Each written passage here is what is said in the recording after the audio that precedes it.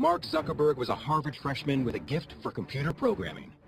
Less than a decade later, he is the baby-faced, multi-billionaire power broker who rubs shoulders with the president. My name is Barack Obama, and I'm the guy who got Mark to wear a jacket and tie.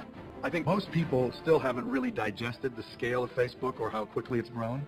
The goal is obviously to get to ubiquity. I mean, Mark Zuckerberg wants everyone to be on this service. He transformed the dorm room project into the internet's biggest global village. The site now has over 900 million users. You can't underestimate how driven Mark Zuckerberg really is. Zuckerberg is just as visionary as Steve Jobs. He's going to prove just as influential as Bill Gates. But for all that success, Zuckerberg has confronted bitter battles and lawsuits over Facebook's origins. One, he wanted to control his own thing. And two, if he's going to go against someone, he's going to crush them. We spent 3 months working with Mark, being essentially let on. We were all blindsided. We had no idea that he was working on a competing product. He has waged an all-out war on his biggest competitors. Facebook and Google's relationship is pretty simple. They just don't like each other. And Zuckerberg has come under fire for pushing the limits on user privacy. Users have less control over private information. They don't fully know how their information is being shared. He's not dealing with just a piece of technology. He's dealing with people and their behavior. And in many ways, he's doing it on the fly. They have amassed this humongous database of information about us because we trusted them. So the question is, should we still trust them?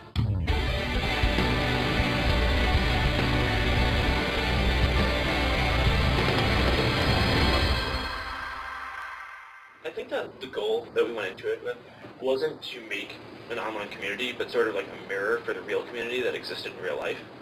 Mark Zuckerberg. We think we know him because we've seen his life unfold in the Oscar-winning movie, The Social Network. The portrait was unsparing, a super geek, intense, cutthroat, brilliant, and socially crippled. I don't understand. Which part? But was it accurate? He's always had friends. He's a pretty social guy. I think the last time I checked, 879 friends on Facebook. This is the real Mark Zuckerberg, in rarely seen footage shot at Facebook's first corporate headquarters by young filmmakers in 2005. What are we celebrating? It's got 3 million users. 3 million users? Yeah. And how long has Facebook been around? Not that long. A little more than a year. A little more than a year. Yeah. While Zuckerberg pushes the envelope on user privacy, he opted out of participating in this program. In 2004, at the age of 19, he created Facebook. Today, the 28-year-old CEO has accumulated a net worth estimated at $15.5 billion.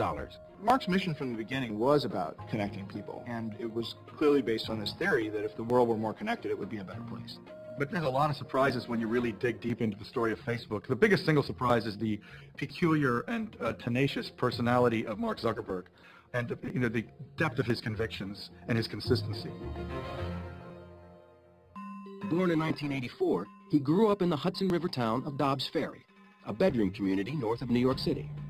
David Kirkpatrick spent 2 years researching a book about Zuckerberg and Facebook called The Facebook Effect. He comes from an unbelievably supportive family in which he's the only son, and he has 3 sisters.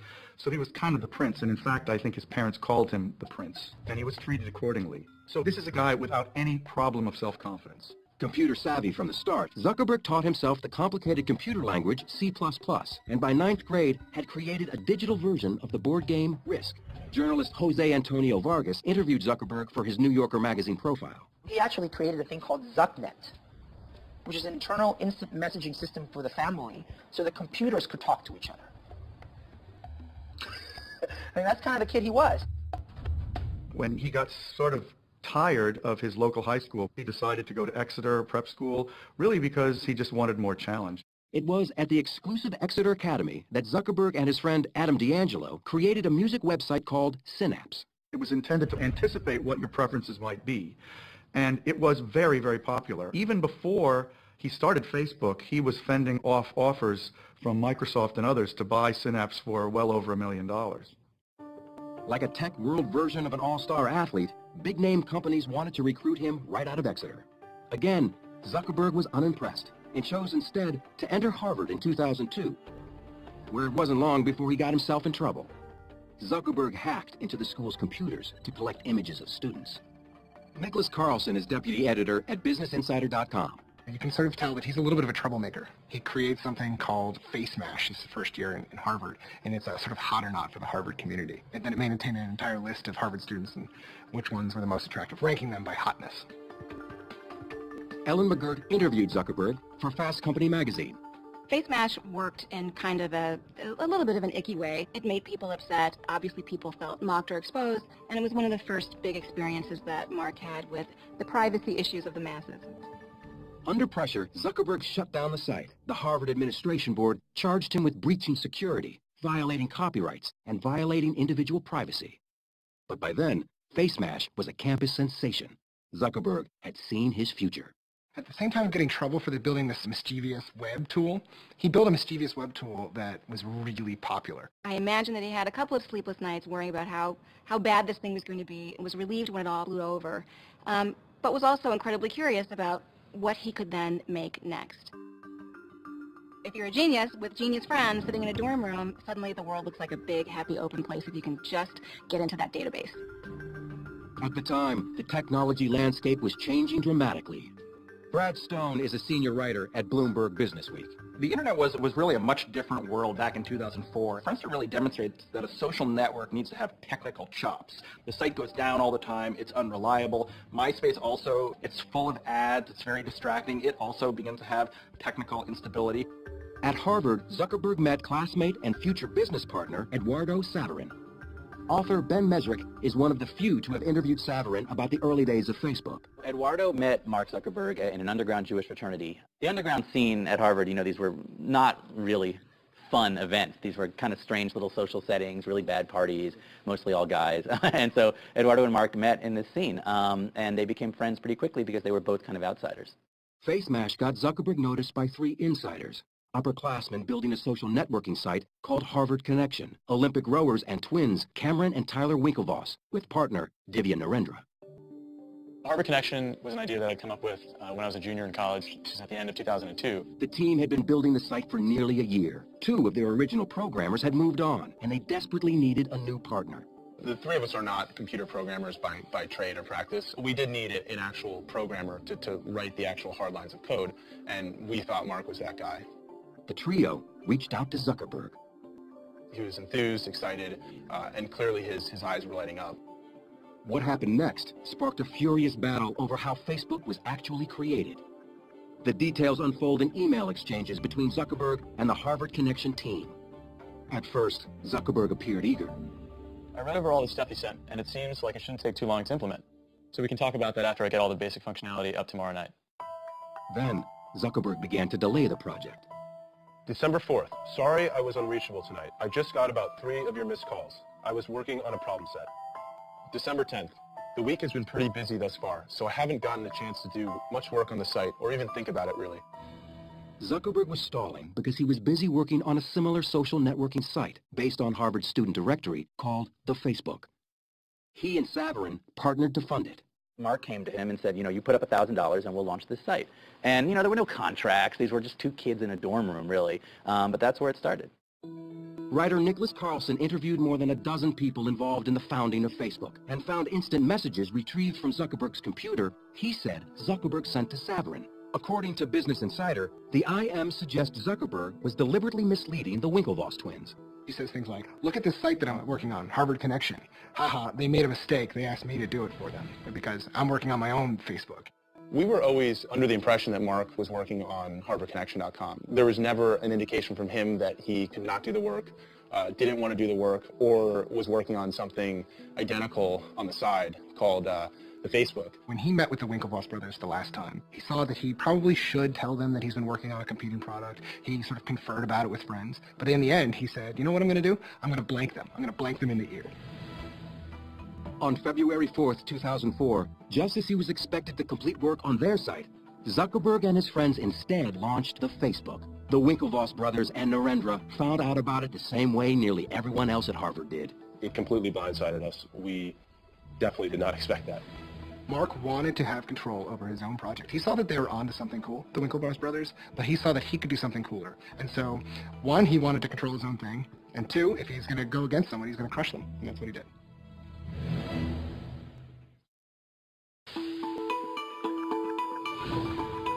Mark Zuckerberg's new Harvard-based social networking site, the Facebook, was mired in controversy from the start. Just days after he launched it in February of 2004, the Winklevoss twins and Divya Narendra sent him a letter to cease and desist. In a nutshell, our complaint against Mark Zuckerberg is fraud, unjust enrichment, and breach of contract. Zuckerberg responded with a letter denying any wrongdoing, claiming his site was a separate venture and used none of the same code. The Winklevoss twins and Narendra would later appeal a $65 million settlement with Facebook. They lost in federal court, but that settlement could now be worth $200 million. But none of the vicious legal wrangling slowed the incredible momentum of the Facebook. At that point, my roommates were kind of like, you know, this is pretty cool. Like, I bet this would work at other schools. So we launched it at Columbia, Yale, and Stanford. And within a couple of weeks, each of those three schools also, like, had thousands of users. So we're like, all right, this is pretty sweet. Like, let's just go all out and see how many schools we can launch this at as quickly as possible. About this point in time, they started to take meetings with venture capitalists and with bigger advertisers, and this is all kind of Eduardo's doing. They got a pretty early deal with Visa, and they had a deal with American Express. They had a number of advertisers that came and went. Then record companies started getting interested, and they began to get some pretty good revenue from the music industry. Enter Sean Parker, who had his own connection to the music business. On a trip to New York, Zuckerberg and his partner, Eduardo Saverin, had dinner with the 24-year-old co-founder of Napster. The seasoned entrepreneur and a truly creative individual, an extraordinarily interesting person who had worked his way into a network in the Valley that is just to die for, particularly at that point. For Zuckerberg, Parker was a hero and a role model. Partner Saverin didn't agree. Eduardo did not think highly of Sean from the very beginning. He thought that Sean was a snake oil salesman, that they didn't need Sean, that Sean talked a big game but was living out of a duffel bag and had been kicked out of two companies. In the summer of 2004, with Saverin remaining on the East Coast, Zuckerberg left Harvard.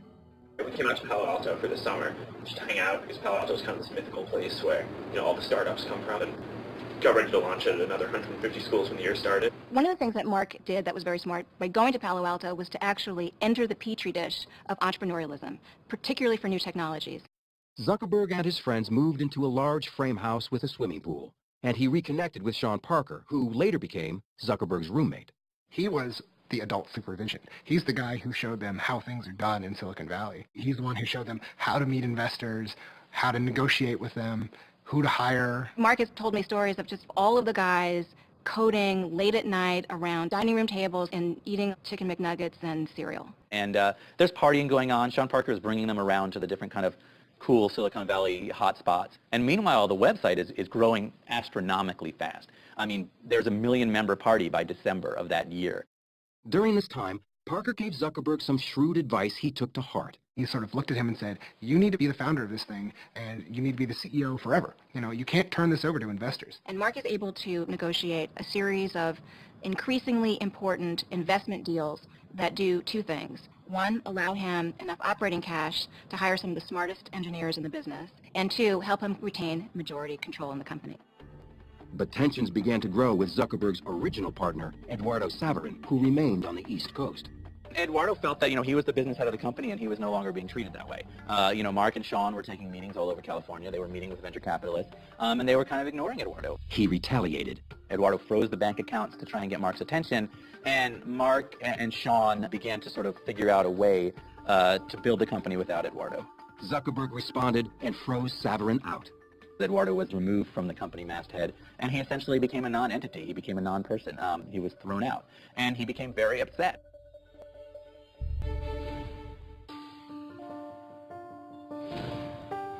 Facebook had 1 million active users on college campuses nationwide, and big money was starting to pour in.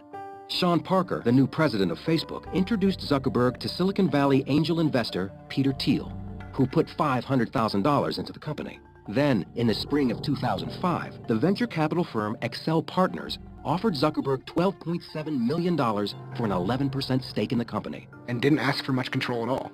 Walking away from that investment, Mark controlled 3 out of 5 board seats. Which is a bizarre and unprecedented situation to have one individual have absolute, effectively dictatorial control over the disposition and direction of an increasingly giant company. Overnight, the Excel investment gave Facebook a valuation of $100 million. As Facebook's public profile grew, so did Zuckerberg's control. This time, Sean Parker was edged out. In August of 2005, Parker was arrested for suspicion of cocaine possession. Although not formally charged with a crime and immediately released, it led to his abrupt resignation as president of Facebook. He was the primary outside face of the company, and it was felt that somebody who was under any kind of a cloud with drugs was not the right guy to be the public face of Facebook. So Mark reluctantly agreed that he ought to leave. Facebook was growing with remarkable speed, and Zuckerberg moved the company from its frat-like house with a pool to a larger and more conventional space in downtown Palo Alto. 3, 4, But the college atmosphere remained the same. One of the things that I do focus on at Facebook is making sure that the culture is very friendly, and that people hang out. In terms of managing this whole process, nothing, nothing. Like, I have no idea what I'm doing, Even their employee interviews were different. Chris Kelly was brought on in the new position of Chief Privacy Officer to deal with Facebook's increasingly contentious privacy issues, at a time when the entire company numbered only a couple dozen employees. The first time I met Mark, we climbed out on the roof, out through the window, and did our interview on the roof of what was then a World Wraps. And it was clear he was young, but he had a very sophisticated understanding of what had happened so far and where he wanted to take the company. Determined to keep Facebook's unusual creative culture alive, all-night hackathons were one way to do it. We have these hackathons at the company, right, where basically everyone gets together and just hacks on something and builds something all night long. And the only rule is that you aren't allowed to work on at a hackathon what you work on the rest of the time. So people work on crazy stuff. Hackathons were some of the most kind of creative focus that you could ever imagine in a company. Imagining these incredibly talented engineers coming together for a night and saying, we're going to stay up all night and we're just going to program. And we're going to pick a project and we're going to get it done that night. It's like, great, make it, we'll prototype it, and there'll be a prototype war and see who wins. It can be a contentious environment. Man, they wouldn't be able to get all the way across. No, I disagree. That's bull. We had an argument. From Mark's point of view, this is where good ideas come from, quickly and efficiently. Good ideas were flowing. Zuckerberg then made a change that would give Facebook a sudden and dramatic boost, allowing people to identify or tag themselves and their friends in photographs. That was a huge, huge change that led to massive new use of Facebook, and photos became very rapidly by far the most used part of Facebook and became the single biggest driver of its growth. That growth continued in one direction, up. According to Facebook's internal tracking, its user base had shot to 5.5 million users in less than 2 years, and media giants were banging on the door. In 2006, Yahoo baited the 22-year-old Zuckerberg with an extraordinary offer, a buyout for $1 billion. Even more extraordinary, Zuckerberg turned them down. Now, if you are a parent of someone about Mark's age, you're looking at the Yahoo decision and thinking, why did you not take that money? It's never been about money. If it was, it would have just sold out. We just felt that doing that and going down that path would not help us build Facebook out to what we thought it could be.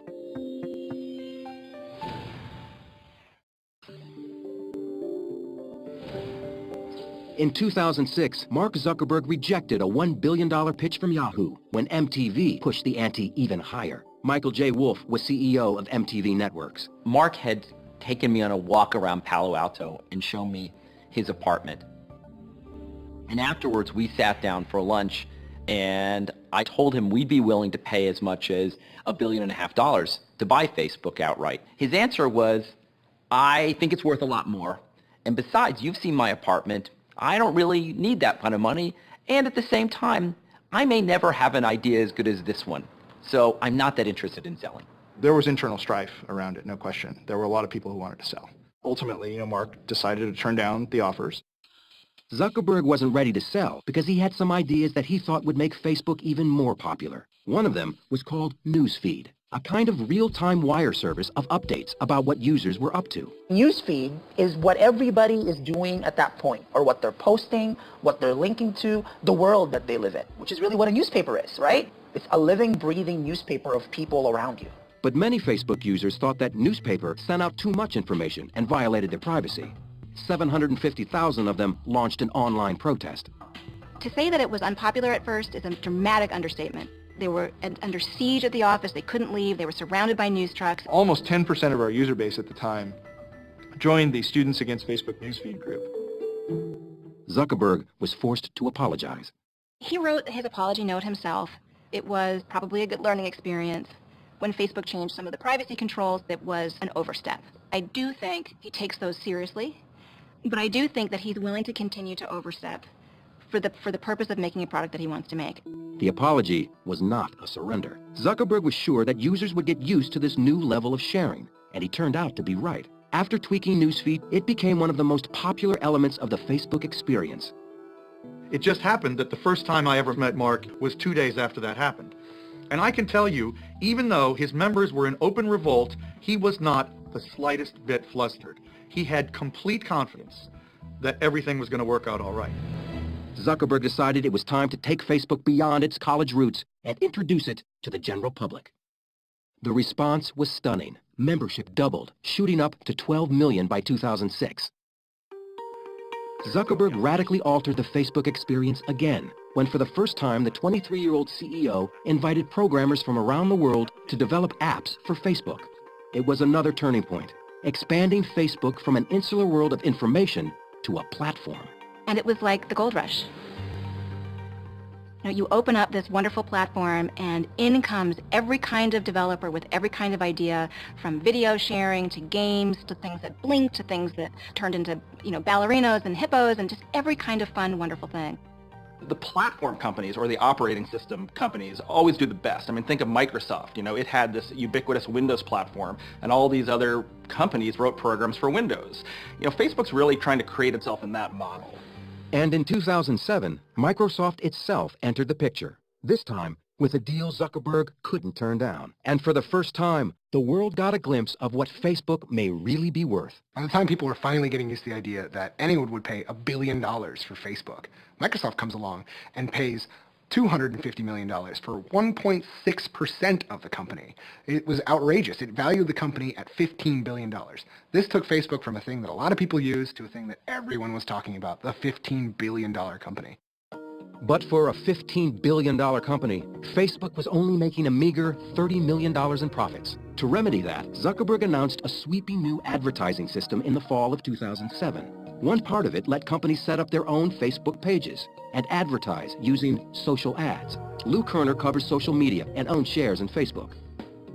Social ads on Facebook are ads where they would say that your friends Meg and Ryan like Virgin America. And it turns out, not surprisingly, that when you see that your friends like a product, you're more likely to click on that ad. So social ads have been very successful on Facebook virtually from the beginning.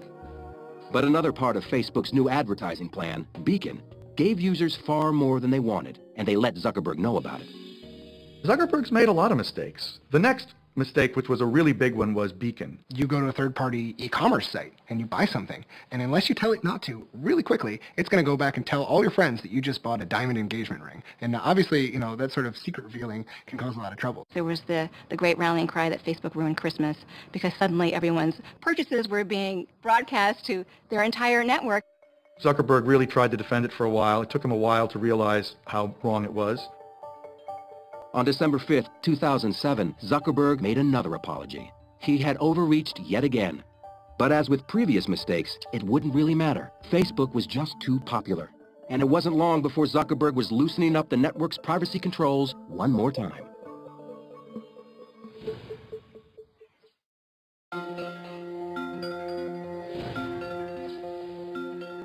More than 4 years after co-founding Facebook, Zuckerberg still seemed uneasy in the public spotlight. What's your next thing you're going to do? Get bought? No. None of these rumors are true, right?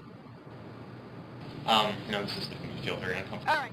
By 2009, rumors were indeed swirling that Facebook would go public.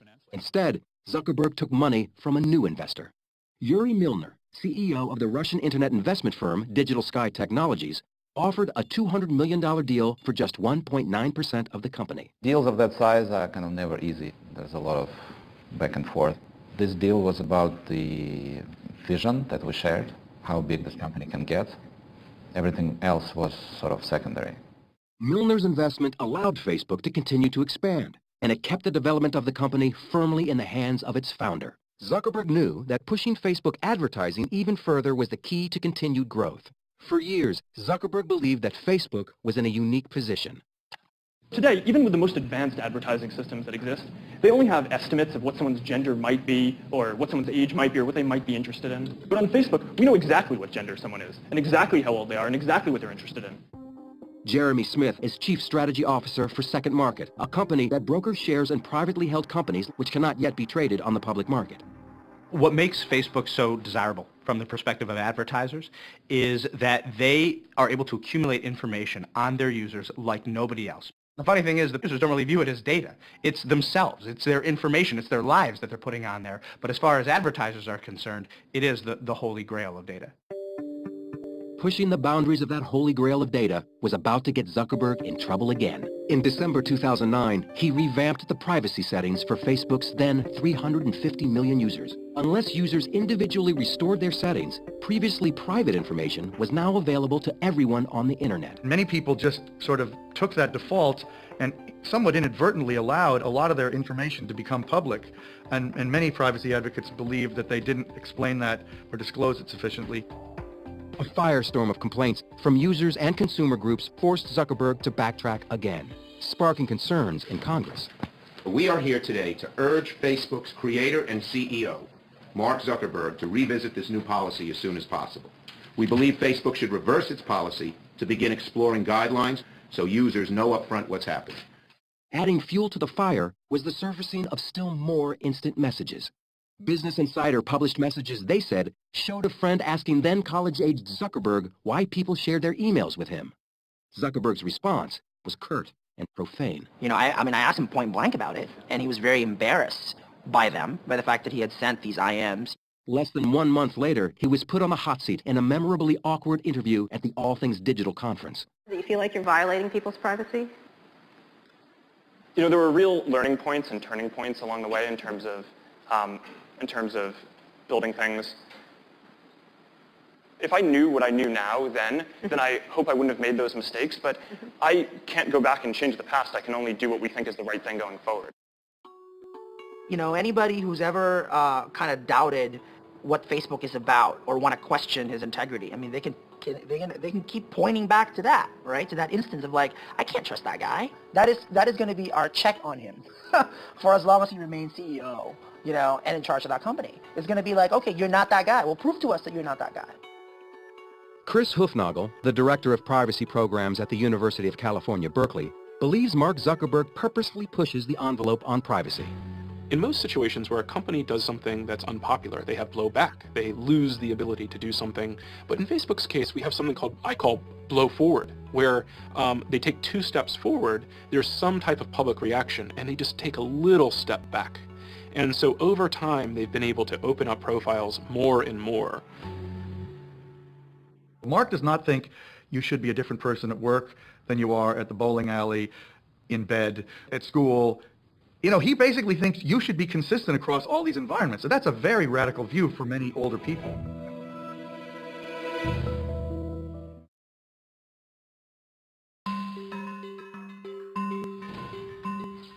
By the time Mark Zuckerberg turned 25 in 2009, he had accumulated so much notoriety, wealth, and power that author Ben Mesrick had written a book about him and the founding of Facebook. This story started for me at an email I received just out of the blue to my website, and Eduardo Saverin was angry. He wanted to tell his story. He had co-founded Facebook with Mark Zuckerberg, and then he said had been kicked out of the company, and he felt betrayed, and he wanted to talk. Saverin talked to Mesrick for 6 months about a lawsuit he'd filed against his former Harvard classmate for diluting Saverin's share of the company. According to Mesrick, Facebook found out Eduardo was talking to him.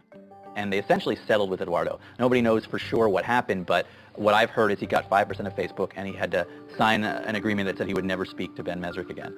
But Mesrick already had enough material for his book. My proposal had leaked out on the web. Aaron Sorkin saw it. Scott Rudin saw it. So Sorkin immediately signed on to write the screenplay, and everything happened very quickly from there. The pre-release publicity surrounding the movie also seemed to force Zuckerberg to go on a PR offensive. The previously press-shy Zuckerberg was suddenly everywhere. If you build something great, that's what people care about. When people don't care about what someone says about you in a movie. He gave Oprah a tour of his house in 2010 and announced on her show a $100 million donation to public schools in Newark, New Jersey. $100 million? $100 million.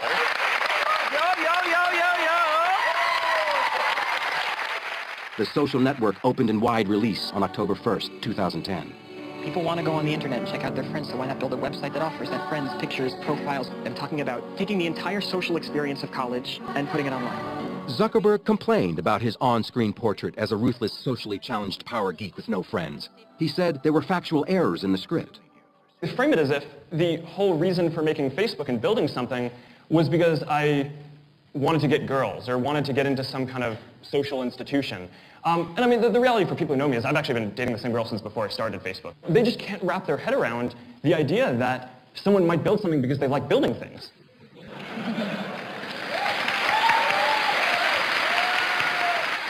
Though he initially said he wouldn't see the movie, Zuckerberg ended up taking his entire staff to it. He even showed up on Saturday Night Live. You ever end up seeing the film, the Social Network? Yeah, I did. Cool. Oh, thanks.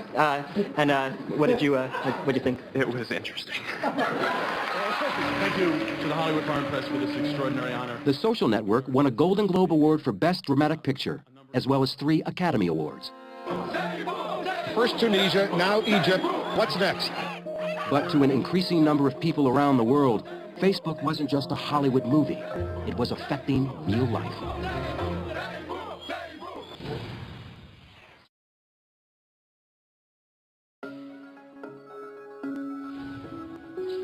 In late 2010, demonstrators started taking to the streets in Tunisia and later in Egypt to protest their repressive governments. By this time, more than 70% of Facebook's 500 million plus users lived outside the United States.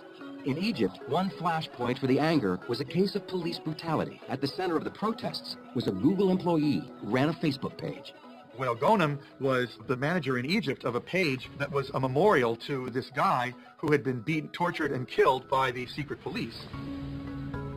And that group became very, very large, many, many hundreds of thousands of members during the period leading up to the revolt against Mubarak.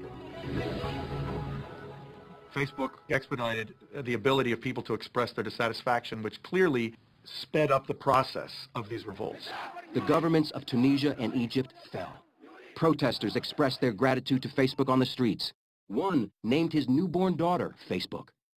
And Wael Ghonim sang the social networking site's praises on CNN. I want to meet Mark Zuckerberg one day and thank him. I'm talking on behalf of Egypt. This revolution started on Facebook when hundreds of thousands of Egyptians started collaborating content. You know, like we would post a video on Facebook. It would be shared by 50,000 people on their walls within a few hours.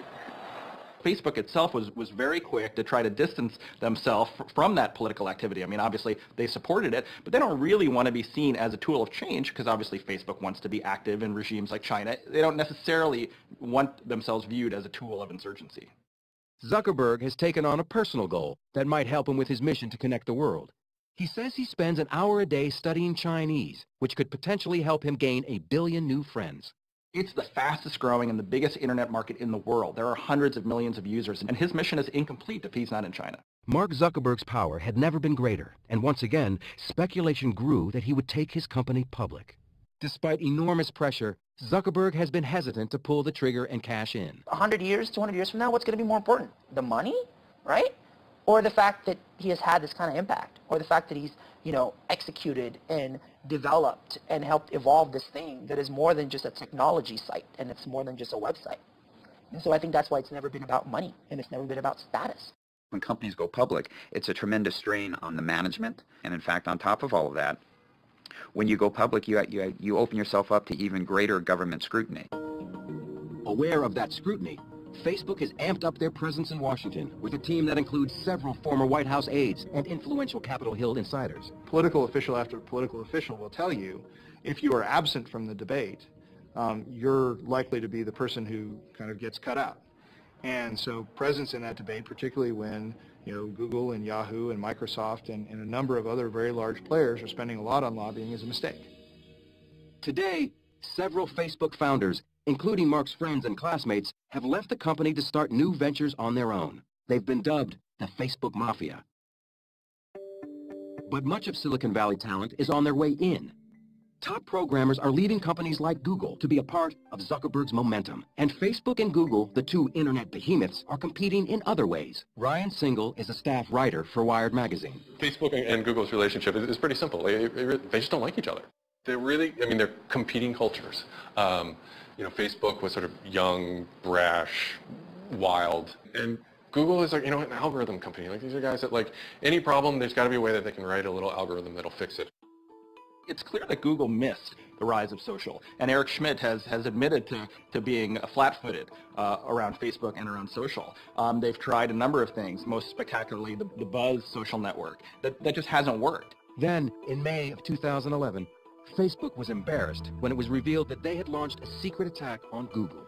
Facebook is doing damage control after revelations it hired a PR firm to plant negative stories about Google. Facebook claimed publicly it was not a smear campaign, but the exchange revealed just how vicious the competition has become. The whole Bursted Marceller flap was really just an in-your-face expression of the animosity that has sprung up not only between these two companies, but almost the personal Shakespearean drama that's playing out between Google and between Facebook, which frankly has a lot of former Google execs who would like nothing more than to supplant their former company.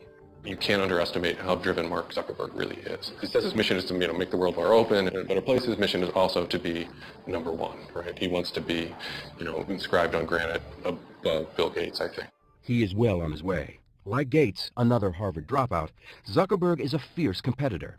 He moved quickly to vanquish rivals Google and Twitter with a stunning acquisition in April 2012. Instagram is off the market in an instant. Facebook likes the photo-sharing app so much it's paying $1 billion for it in cash and shares ahead of its IPO. But the app is free and has little known revenue. Still, Facebook may need Instagram more than Instagram needs the money. Instagram has become a photo-sharing competitor and a social network all its own. It was considered a radical and defensive move. Facebook cannot take any chance that any other social network oriented toward photos could really get traction that would compare to theirs. And I think, so there's a preemptive quality to this. Also, I think almost certainly Google was interested and probably maybe forced Facebook to act now. 1 month later, Facebook finally went public in the largest IPO on record for an internet company, making Mark Zuckerberg a multi-billionaire. This is an awesome moment. The CEO in hoodie and sneakers retained tight control of his company with 57% of shareholder voting rights. Facebook has literally changed the world. We've moved from the country to the village to the town to Facebook. It's just getting started, too. I think it's just going to get bigger and bigger and bigger. For a site that's able to move from the dorm room to a site where, my 80-year-old mother and myself and my chiropractor and my third grade class all reunites on the site and we all have something to talk about, it's an achievement. Zuckerberg is just as visionary as Steve Jobs. He's going to prove just as influential as Bill Gates, but he's not dealing with a piece of gadget. He's not dealing with some program. He's dealing with our lives. He's dealing with our identity. So that's why I think we're all going to have to kind of keep him in check, in a way. We make decisions at Facebook not optimizing for, what is going to happen in the next year, but what's going to set us up to really be in this world where every product experience that you have is social, and that's all powered by Facebook.